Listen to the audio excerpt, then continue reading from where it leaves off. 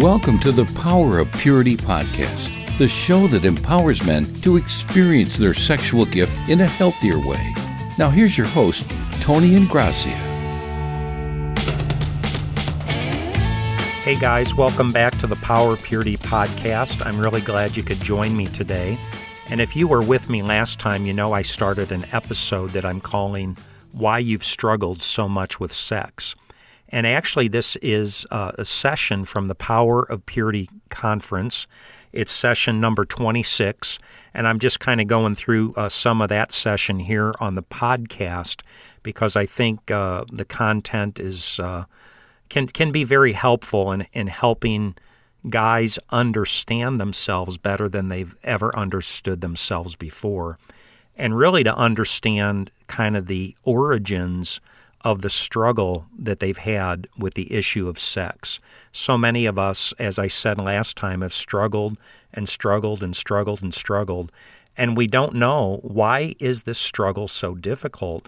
And I believe if you stick with me through this session, you're going to understand yourself better than you ever have before, and understand, as the title says, why you've struggled so much with sex.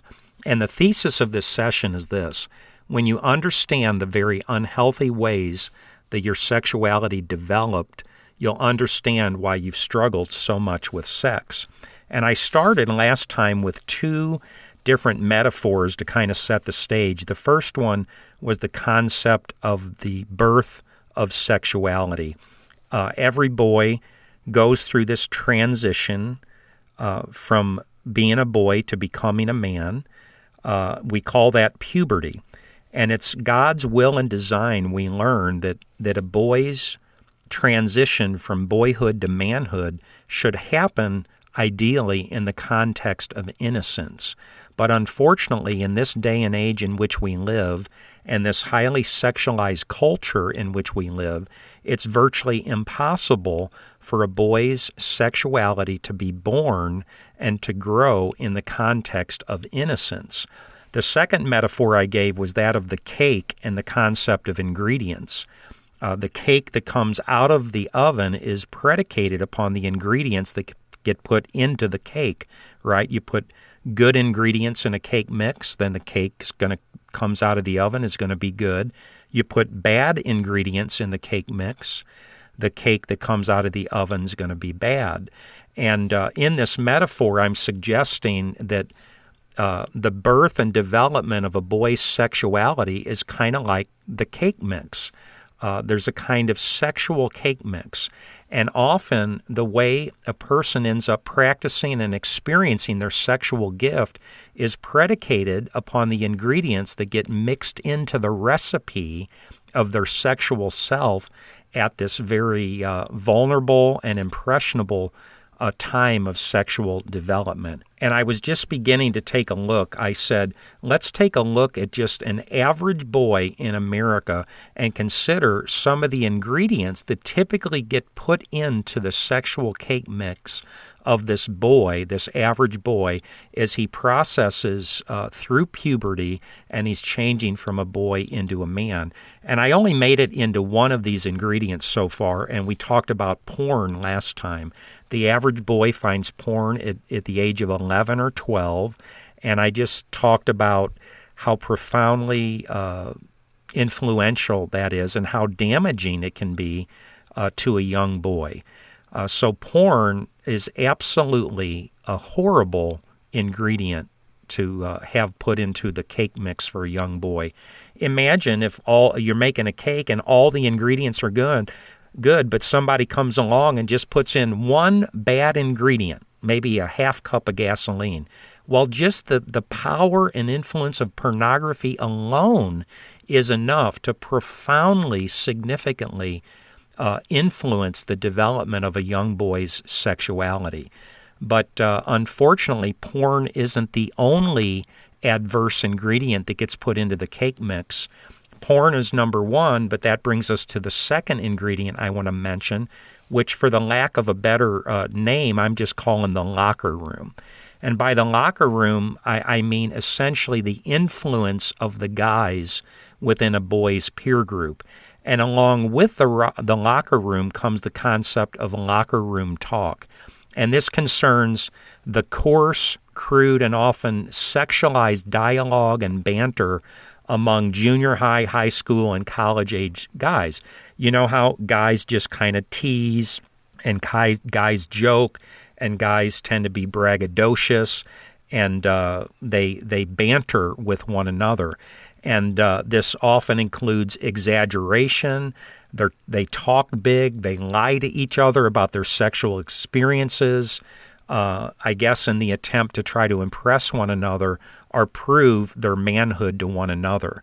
So porn is the first bad ingredient. Second is the locker room and locker room talk. A boy is kind of being influenced by his peer group and the guys around him and the way the guys are talking and what they're talking about. And this is impacting him and kind of shaping who he's becoming and how he's beginning to think about the topic of sex and about women. The third ingredient is what I call role models. And I've mentioned before that the way God set this thing up is that masculinity is caught. It's not taught.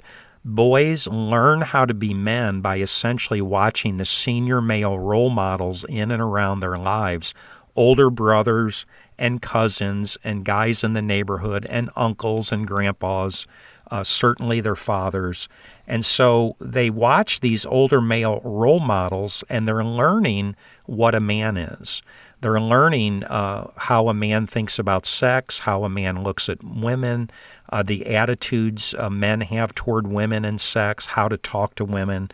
And the point is, you guys, that for many boys, the primary role models of their lives often provide very ungodly examples of both masculinity and sexuality. For example, and I'm just going to mention a few, but every one of these is real, okay? The boy who finds his pornography in triple X-rated books, maybe when he's 10, 11, 12 years old. What about the boy who's aware of his father's sexual philandering and duplicities? What about the boy whose uncle takes him at the age of 13 to a prostitute so he can become a man? The boy whose uncle gives him access to the stash of pornography in the back room of the barber shop. The boy whose older brothers teach him how to have sex with animals. Or the boy whose older cousin teaches him how to masturbate. The boy who receives oral sex for the first time in his life from the troop leader at the Boy Scout camp. And on and on it goes. So now we see that role models can often be a very bad ingredient that's getting put into a boy's sexual cake mix. And then we come to the ingredient of generational issues. And the Bible has a lot to say about things like strongholds, bondages, curses, familiar spirits. And these things are granted access to a boy's life and soul through the gateway of familial ancestry and generational sin. I believe that in my personal case, generational issues were a big part of my deep struggle with the issue of sex. And I had to do some deep, significant, profound, mysterious, spiritual work around these generational issues and identify some forces that were attached to my life and renounce those things by the power of Christ, the light of Christ, the truth of Christ, the blood of Christ, and those things need to be renounced. So these generational issues can be another bad ingredient that's getting put into the sexual cake mix. The next ingredient is the issue of sexual abuse.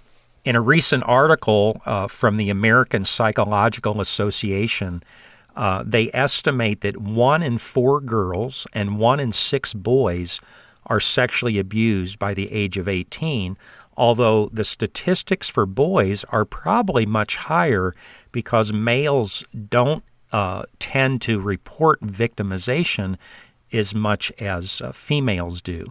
But, for example, the boy who's seduced by his pastor into his first homosexual experience. The young teenage boy who's seduced by an older woman while babysitting at their house. That's what happened to me. The boy who's required to perform oral sex on his cousin or his uncle. The boy who has intercourse for the first time with his own mother and is told that she's teaching him how to be a man. And on it goes. So sexual abuse certainly is a terrible ingredient to put into the sexual cake mix for those guys who have experienced sexual abuse. And then there's the ingredients of the cultural norms and attitudes that surround all of us in the culture in which we are living, including boys and girls. This would include the widespread practice, for example, of sexting, the acceptance and prevalence of oral sex, starting at a very alarmingly young age, typically with junior high school students. Sexual permissiveness in general, the widespread acceptance of bisexuality and homosexuality is accepted. And appropriate lifestyle alternatives. And in addition, there's almost endless cultural dynamics and nuances, right, that are more bad ingredients. Things like Victoria's Secret catalogs, Sports Illustrated swimsuit edition. There's the whole issue of the spring break phenomena in places like Panama City, Florida, and Cancun, Mexico, among other destinations. By the way, an estimated 500,000 college students descend upon Panama City, Florida each year for spring break. Among college females who go to spring break, 83% drink. Virtually 100% of the males drink. It's estimated the average male on spring break consumes 18 alcoholic beverages per day. The average female consumes 10 alcoholic beverages per day. And many of them drink to the point of literally passing out. 74% of females who attend spring break participate in increased sexual activity while at spring break. 50% of all sexual encounters at spring break are random and unplanned, and 50% of all sexual encounters are unprotected sex. So certainly this whole phenomena of spring break is an ingredient that's getting put into young people's hearts and lives that is not helpful. And then there's various expressions of the media, including things like television and movies, MTV, right? A few statistics. American children spend more than 38 hours per week using media. This includes television, videos, music, computers, and video games. The average child spends more time using media every day than any other activity of their life except for sleep.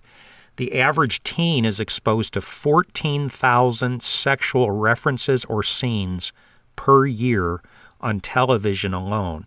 On average, music videos contain 93 sexual situations per hour, including 11 hardcore scenes depicting behavior like intercourse or oral sex.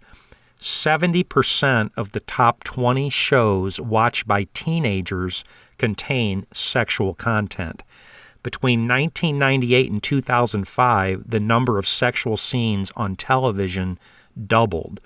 Studies reveal that 66% of boys want to try the sexual behaviors that they view through the media. Duh, hello.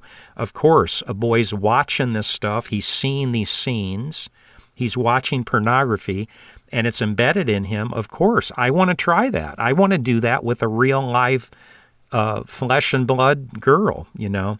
Studies reveal that the high levels of sexual content on television and explicit music lyrics increase the likelihood of teenage sexual activity.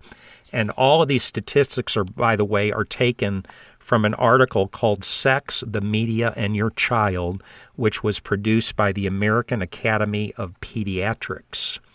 And finally, if all of this stuff isn't enough, all these different ingredients that are getting put into a boy's sexual cake mix, if all this isn't enough, I want to add one final ingredient that I think has significant influence and contributes to the early disorientation and brokenness of this average American boy's sexual self, and that's what I'm simply calling the flesh.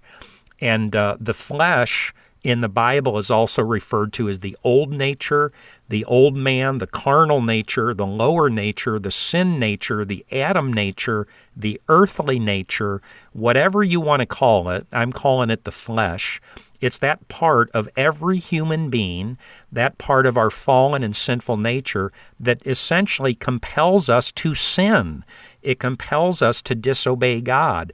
It's that thing that compels us to do something that's wrong when we really want to do it, even though that we know that it's wrong and God doesn't want us to do it. And it's often in violation of our very own conscience, we go ahead and do it anyway. And I would suggest that in the same way a building stands on the foundation on which it's built, right? The flesh, in a sense, serves as a kind of foundation to every person's life. Without God, we have the foundation of the flesh. And this sexual disorientation and the sexual dysfunction that comes to exist in so many of our lives is built upon this foundation of the flesh, you see. So I think the flesh is a very significant ingredient that's influencing the development of our sexual selves. Galatians chapter 5, verse 16 and 17 says, "So I say, walk in the Spirit, and you will not gratify the desires of the flesh. For the flesh desires what is contrary to the Spirit, and the Spirit what is contrary to the flesh. They are in conflict with each other, so that you are not to do whatever you want." In fact, in just the next few verses of this very same passage, Paul goes on to give a metaphor of this concept of the flesh by talking about fruits. In the passage, he talks about fruits of the Spirit, but he also talks about fruits of the flesh. And a tree makes fruit, right? An apple tree makes apples, an orange tree makes oranges. So in this metaphor of the flesh, it's like the Apostle Paul is saying, if your flesh, that carnal part of who you are as a human being, was a tree, the metaphor of a tree, well, the tree of the flesh is producing fruit in your life. And Paul exposes or names 17 different fruits of the flesh, and something that I think is very profound and very significant. Isn't it a coincidence that of these 17 fruits of the flesh, the very first 4 that he names all are sexual in nature, which I think is significant. I believe it indicates that it's like the immediate and most natural inclination and instinct of the sinful flesh is going to be sexual in nature. And here the passage is Galatians chapter 5, verse 19 through 21. I'm going to read it, but then I'm going to come back and talk about these 4 for just a moment. He says, "Now the fruits of the flesh are manifest, which are these: adultery, fornication, uncleanness, lasciviousness, idolatry, witchcraft, hatred, variance, emulations, wrath, strife, seditions, heresies, envyings, murders, drunkenness, revelings, and such as the like, of which I tell you before, as I have also told you in time past, that they which do such things shall not inherit the kingdom of God." So as I mentioned, isn't it interesting that out of this list of 17 fruits of the flesh, the first 4 are all sexual in nature? He mentions adultery, fornication, uncleanness, and lasciviousness. Well, we know what adultery is, right? That's when you have sex with someone other than your spouse in the context of marriage. Fornication is when you have sex, you're sexually active outside of marriage. You are not married, but you're having sex anyway. That's fornication. But then he names uncleanness and lasciviousness. And I'm telling you guys, if you want to do just a really intriguing, interesting study, just look up these words. I don't know if you're accustomed to that. I do not claim to be an expert in the original languages at all, but I use my Greek dictionary, I use the Strong's Concordance, and I love to look up these words. And I'm telling you that sometimes it's the difference between like watching TV in black and white. If you can even relate to that, some of you guys probably aren't even old enough to understand what watching TV in black and white was versus watching in color. You read the Bible, it's like black and white, but when you get into the meaning of these words, it's amazing how it colors the passage, and it really helps you understand what's being said. So again, the four fruits, the first four fruits are adultery, fornication, uncleanness, and lasciviousness. Well, when you look up this word uncleanness, it's a word that has a moral connotation. It's referencing a person's morality, and it specifically means the impurity of lust or profligate living. Profligate living. And I didn't know what that meant, so I looked up the word profligate, and it means the reckless or extravagant or wasteful use of something. So uncleanness specifically references the impurity of lust or a lust-filled heart and life. And then the fourth word he mentions is even more colorful. It's the word lasciviousness. And it's quite an interesting word. The definition of the word is this: lasciviousness is unbridled lust, excessive lust, licentiousness, lasciviousness, wantonness, outrageousness, shamelessness, or insolence. And I began to look up each one of these words because I didn't know what most of them mean. And it's amazing. Every one of them has a sexual overtone or connotation. That's what lasciviousness is. Lasciviousness, again, is unbridled lust or excessive lust. Licentiousness means promiscuous and unprincipled concerning sexual matters. Lasciviousness is a person who demonstrates an overt and often offensive sexual desire. Wantonness is self-indulgent and lewd flirtation. Outrageousness is grossly offensive to the sense of what's right and wrong. See, it's a willingness to violate a sense of right and wrong. Shamelessness, of course, simply means a lack of shame, and insolence means to be rude or disrespectful in one's behavior. So when Paul says that the fruits of the flesh, the first four he names, adultery, fornication, uncleanness, and lasciviousness, it's just amazing the sexual overtone. And again, I believe the fact that he mentions these four first indicate that the immediate and most natural inclination and instinct of the flesh that lives in human beings is often sexual in nature. Well, with all that being said, guys, I come to a little vignette that I'll just call a stacked deck. You know when the deck is stacked against you? So I want to ask this question. With all this stuff going on around this boy, this average American boy, all these ingredients are getting put into his sexual cake mix beginning at the age 10, 11, 12, 13. These ingredients are getting put in, right? Ingredients like pornography and sexual abuse and the locker room talk and role models and generational issues and then the cultural norms and standards, Victoria's Secret and Sports Illustrated and Spring Break and all the cultural attitudes concerning sexting and pornography and all this crazy stuff that kids are exposed to. Do you see how the deck is stacked against a young boy before he even has a chance? Does he have any chance to be a young man of purity? Does he have any chance for his sexual self to be born in this context of innocence, which God would intend? You see that the deck is stacked so much against the average kid, it's just unbelievable. You see, he's only a kid, right?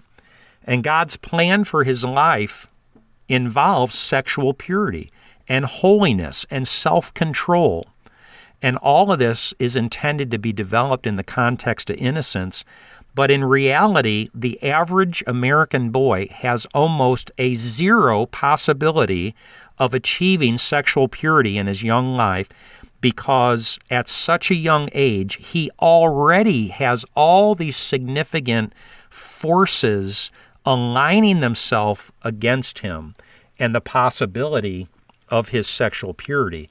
Or said another way, in the verbiage of the cake and ingredients metaphor, remember, when you put good ingredients in a cake, a good cake comes out of the oven. When you put bad ingredients in a cake, a bad cake comes out of the oven. So let me ask you, what do you think the chances are that this young man is going to have a struggle with his sexual self, with issues of sexual purity, with all these bad ingredients that are getting stirred into the cake mix of his sexual self at the age of 10, 11, 12, 13, 14, 15? You're putting bad ingredients, bad ingredients, bad ingredients. You're putting a little gasoline in the cake mix. You're putting a little rat poison and lawn fertilizer and paint thinner and God only knows what else. All these bad ingredients. And by the way, let me remind you of the thesis of this little talk at this point. I said our thesis is this: when you understand the very unhealthy way that your sexuality developed, you'll understand why you've struggled so much with sex. And so now what I want to do is talk a little bit about this metaphorical boy. I want to ask a very important question. This boy that had all these ingredients put into his self, how is all this going to impact this young boy? How is it going to influence the progress of this young man's life and sexuality as he goes through puberty and he's going through this transition and metamorphosis from a boy into a man? Because you see, in reality, the reality is that this young man who is having all these bad ingredients and influence mixed into the development of his sexual self is going to grow up from a boy into a man. So what I'd like to do now is take a look for a moment, a metaphorical look at the life of this average boy to illustrate how all these various ingredients that are being sown into his life might be affecting him and shaping him as he develops, his sexuality is developing, and he's growing and transitioning from a boy into a man. And in order to do that, I want to consider a series of 10 steps. I've kind of identified 10 pieces of a puzzle that I would advocate are very common in most boys' lives and situations, if not all boys, okay? And the first one is this. So we're gonna talk about 10 steps. Well, I'll tell you what. You know what I'm noticing, guys? I'm right at my 30-minute mark. And so since I'm just getting ready to start the 10 steps, I might suggest that this is a good point to interrupt this episode. So I think what I'm going to do is go ahead and wrap it up today. But I hope you'll be able to come back for our next episode. We're going to get into these 10 steps. And I promise you guys, if you stay with me, you're going to understand yourself better than you ever have before. And as the title of this episode states, you're going to understand why you've struggled so much with sex. Thanks a lot for being with me today. I'll look forward to seeing you guys in our next episode. God bless. Thanks for listening. Visit powerofpurity.org for more resources and information. And if this podcast has been helpful or encouraging, please invite a friend to listen. Until next time, remember, there's power in purity.